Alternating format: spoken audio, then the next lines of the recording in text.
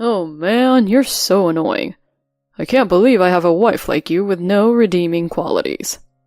Exactly. I wish you had a better wife, Travis. Here we go again. The mindless rantings of my husband, Travis, and my mother-in-law, Mary. Although this happens daily, I never get used to them. Every time they say something, my heart aches and tears well up in my eyes. But even so, I never shed a tear in front of them. If I did, I would get on their nerves even more. Since our marriage, I have endured their bullying. Travis changed his attitude once I got married to him, and Mary has always looked down on me. But all of this will end soon. If I endure any longer, my heart won't be able to take it anymore. Get out of here as soon as possible. I don't need a useless wife like you. The moment Travis and Mary said that to me, I made up my mind. I was going to get revenge on them in the best way I could. My name is Lena Howard, and I am 29 years old. I'm an ordinary housewife living an ordinary happy married life. Not. My hell started 2 years ago. Looking back, it was a mistake to marry my husband. I met my husband Travis 3 years ago, and after dating for a year, we got married. I became a housewife, and at first, we had a wonderful newlywed life, but 2 weeks later, I received a phone call from my mother-in-law, Mary. Lena, I need your help. Oh, Mary, what's going on? I just fell down the stairs and I can't move. What? Are you all right? I'll call an ambulance. No, don't call an ambulance. It's embarrassing. Please, Lena, come to my house right now. Yes, all right. It's a 30-minute drive to my in-laws' house. The housework was still in progress, but now that Mary was in this situation, I had no choice but to rush over. Moreover, my father-in-law, Jack, passed away a few years ago, so Mary currently lives alone. If I didn't come running now, she might end up in a worse situation. So I got out of the house before I could even think about it. When I arrived at my parents-in-law's house, I found Mary crouching down in the doorway with a frown on her face. Mary! Lena, you're late. I'm sorry. I got stuck in traffic, and even with all this, I had to come here as fast as I could. Just lend me your shoulder for now. I think I hit my back. Please, put an ice pack on it. Okay, I'll do it. After that, I put an ice pack on Mary's back despite her complaints. It didn't look like she injured herself badly, but just to be safe, I did as I was told. I stayed at her house and waited for my husband to arrive. Finally, after 8 p.m., my husband arrived. Mom, are you all right? Travis rushed into the living room as if in a hurry. Seeing him, Mary smiled, looking very happy. Oh, Travis, you came. Oh, I'll be fine. When I heard you fell down the stairs, I really panicked. Why didn't you call me earlier? Because you were at work, right? I knew Lena would be free, so that's why I called her. I've had an ice pack on my back, and I called you at night so I wouldn't bother you. If you had told me then, I would have left work early. Well, you really are my sweet son, aren't you, honey? At this point, I felt uncomfortable. Yes, my husband is sweet and kind, but could this comment from Mary be a little too much? It may be bad to say this, but I felt that his concern was somewhat out of line. In other words, he was a mama's boy. However, we had just gotten married at that time, so I could not clearly point this out. 1 month later, on this day, my husband, who had the day off from work, was working hard from morning to clean up our rooms. What are you doing? I casually asked him. What do you mean? I'm preparing for my mom's move. Your mom's move? What? Wait a minute. What are you talking about? Oh, I didn't tell you? Mom is moving here tomorrow. Huh? You're joking, right? You never told me that. But I don't really have to tell you, right? I'm the one paying the rent, and I'm the one providing for you, Lena. Well, that's true, but... My husband hums and happily proceeds to clean up the rooms. Usually, he doesn't clean up the rooms even if I ask him to. I can't believe Mary's moving into our place without my permission. But if I say anything more, I'm afraid it will only lead to an argument. Why do I have to be treated this way, just because I'm a housewife? I questioned Travis repeatedly, but he wouldn't budge, saying, It's already decided. And, You have no right to complain. The next day, Travis was also present during Mary's move. He was supposed to be at work that day, but he took a paid leave to carry and bring Mary's belongings. Of course, I had to help him too, and the whole day was spent helping her move. Lena, I look forward to living with you for many years to come. Mary said that with a bright smile. Of course, I wasn't really happy, but I barely managed a smile. Likewise, Mary. Oh, yes. I'll be asking you to take care of the house from now on, Lena. And I'll be spending my time relaxing in this house. Oh, it'd be really great if you could at least help around with the laundry. No, you're in charge of it. Because you are the housewife, right, Lena? But, just as I was about to retort, my husband glared at me with sharp eyes. His gaze made me stiffen, and I couldn't say anything more back to Mary. From then on, I became Mary's convenient servant. Or perhaps it would be more correct to say that I was her housekeeper.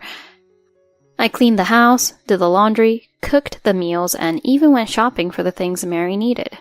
But I never received any gratitude or any household expenses from Mary. She says, I'll give it to you all at once next time. But she has never contributed to our household expenses. Even though I am a full-time housewife, I still have quite a bit of savings that I made before I was married to Travis. I buy my own things from there, but if I have to pay for Mary's things on top of that, I have to spend a lot of money. I was fed up with my husband and Mary not understanding our situation.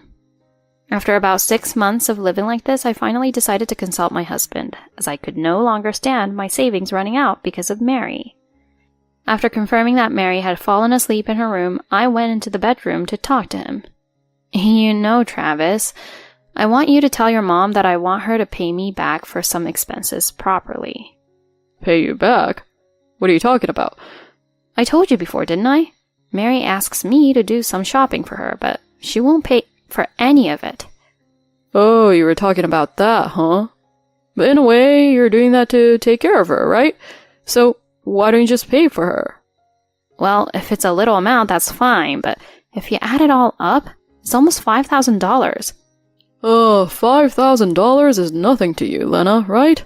Because you worked for a very big company until we got married. That's right. After graduating from college, I worked for a financial company that was considered a very prestigious company. My annual salary was much higher than my colleagues, and I was even surprised to receive a lot of bonuses.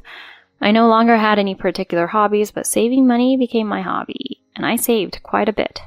However, since becoming a full-time housewife, I haven't been able to earn enough money or received any money from my husband as an allowance, which is why my own savings have been running out. Then Mary's shopping bills added up, and my savings dwindled even more. I finally raised my voice at my husband, who did not understand my feelings, no matter how many times I pleaded to him. Why are you always lenient with your mother? You should care a little about me too. Then why don't you do whatever you want? I'll even allow you to work from home. What? Work from home? You can work, but all the housework is yours. Well, that's settled then, right? I won't be providing for you anymore.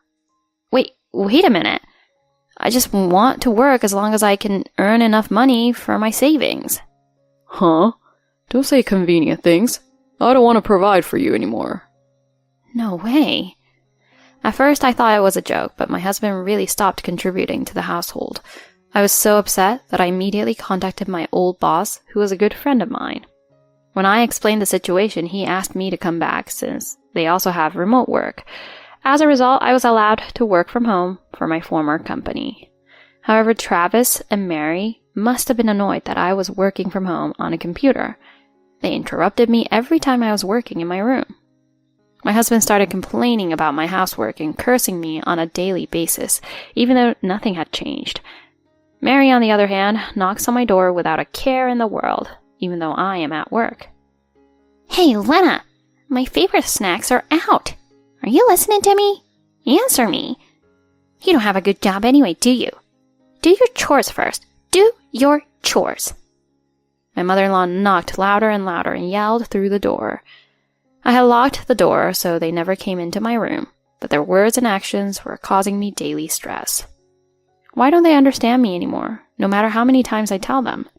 I'm doing my work. Plus, I do all the housework, so just leave me alone already. I used to put a portion of what I earned into the couple's shared account as living expenses, but as soon as I started putting money into the account, my husband stopped depositing. So, on holidays, he and my mother-in-law went shopping together, and sometimes he and my mother-in-law went on trips together. I am no longer my husband's wife. I had become a robot who simply assisted my husband and his mother in their daily lives. Even now, 2 years into our marriage, the current situation has not changed. I thought about getting a divorce many times, but there was no way I could tell my parents, who were so happy about our marriage, that I was divorcing them. Thus, I was just living a life of endurance. I started refusing to do the shopping my mother-in-law asked me to do, but this time she started shopping for me online without my permission. I ended up paying for it because it was also purchased by cash on delivery. Mary, it's cash on delivery again today. Pay for it. Again? As you can imagine, it's tough to pay any further. Don't talk big to me when you're just a daughter-in-law. Who do you think gave you permission to get married? That's irrelevant now. Anyway, I'm leaving it to you.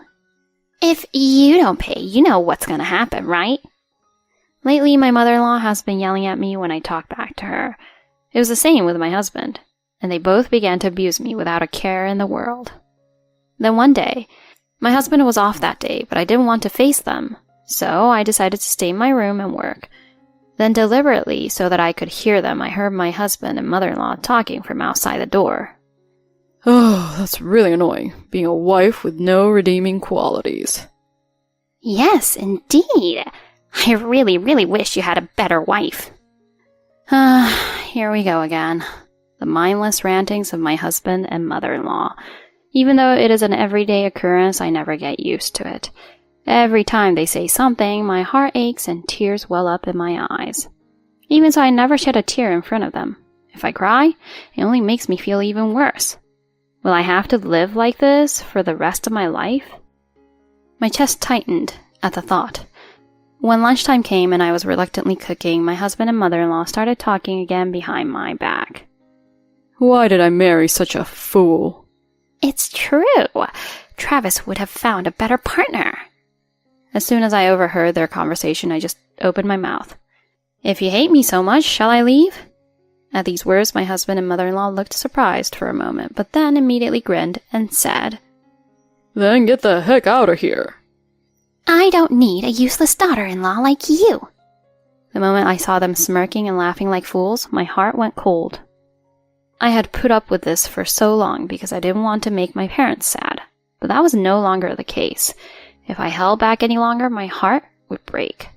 At the same time, a great desire for revenge was growing in my heart. I won't let you guys get away with this. I'll make you both suffer like how you made me suffer. The next day, just as my husband and mother-in-law went out, I withdrew all the money in my account and reduced it to 0. After packing up my belongings, I decided to stay at a former coworker's place that I had contacted beforehand. A few hours later, I received a phone call from my husband. Where are you? I said simply to him as he yelled at me. Who cares, right? I won't be back for about a year anyway. Huh? A year? You gotta be kidding me. What about living expenses? Since I'm gone, why don't you pay for my mother-in-law's portion? Oh, by the way, I've withdrawn all the money from our account. Huh? My money was in there too. You haven't put any money in there since I started working, right? I'll take the $3,000 you deposited as your mother's shopping money. Well, it's not enough at all. Oh, calm down. I'm in trouble with money right now. I ignore him, hang up the phone, and blocked his number. I told my parents what happened and asked them not to give my husband any information. The next month, I rented an apartment by myself so that my husband would not know where I was. 1 year later, on this day, I took the divorce papers to the apartment where I used to live. I found that the apartment was already vacant and my husband and Mary were no longer living there. I told the concierge about the situation and asked him where they moved to. He told me they were renting an apartment on the outskirts. When I headed to the place he told me about, I found that it was an older building than I had imagined. I rang the intercom and out came my mother-in-law, gaunt and thin. As soon as she saw me, her eyes widened and she screamed. Lena, where have you been all this time? It's been a while. Is Travis here? He's at work. He got fired from his job because of you. I'm just scraping by on a day job now. What? Is that my fault? Yeah, you left, and we had no money and we couldn't eat properly. My son lost the energy to go to work, and he kept missing work and got fired. But that's not my fault, is it? While we were having this conversation, a familiar voice came from behind me, saying, Lena? There stood my husband, who looked nothing like the man he used to be, and who was dressed in filthy clothes. Oh, Lena, you finally came home. I've been waiting for you for a long time. I shook off his hand as he approached me and said coldly, I didn't come home. I just brought the divorce papers. What? Divorce? Are you kidding? I've been waiting for you for a long time. Well, not me. I was wondering what you've been doing for the past year. I heard you were fired from your job. How far do you have to let people down? It's all your fault, isn't it? Because you took all the money. The money in that account is rightfully mine. Or shall I charge you now for the missing money from your mother's shopping spree? Oh, no, that's... Anyway, please come back. I'm not getting a divorce. My husband looked very desperate, and I declared clearly, I'm not coming back, and I'm not going to help you. Do you have any idea what it was like living with you people? Don't just talk nicely to me without apologizing at all. Lena. I will never forgive you. I hope you regret what you have done and suffer for the rest of your lives. I'm telling you, if you don't agree to the divorce, we'll go to court. I will do whatever it takes to get a divorce, so be prepared. Perhaps the last line had an effect. My husband turned blue and signed the divorce papers. I took the filled out divorce papers and left the place in high spirits. I found out later, but it seems that my husband had borrowed money to take my mother-in-law on trips to try to get her to like him. I guess he thought that with the money I was making, repayment would not be a problem. However, after I left, he had no way to repay the debt, and he became so mentally distressed that he began to miss work without permission, and eventually was fired from his job. His mother was pretty upset that they could no longer live the way they used to, and took out her anger on Travis on a daily basis. They truly are foolish. As for me, now that all my problems are over, I am back working at the office instead of staying at home. Life on my own is easy, and every day is very fulfilling. I'm going to take a relaxing trip on my next vacation. From now on, I want to live a life that makes me happy. Thank you for watching until the end. Please subscribe to our channel. See you in the next video.